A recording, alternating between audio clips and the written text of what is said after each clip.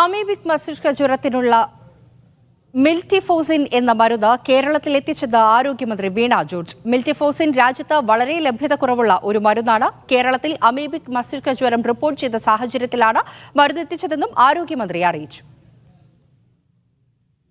Amoebic മെനിഞ്ചോഎൻകഫലൈറ്റിസ് വളരെ അപൂർവമായിട്ട് ഉള്ള ഒരു രോഗമാണ്. പകർച്ചവ്യാധിയല്ല, എന്നാൽ വളരെ റെയറായിട്ടുണ്ടാകുന്ന, ആഗോളതലത്തിൽ തന്നെ വളരെ റെയറായിട്ടുണ്ടാകുന്ന ഒരു അസുഖമാണ്.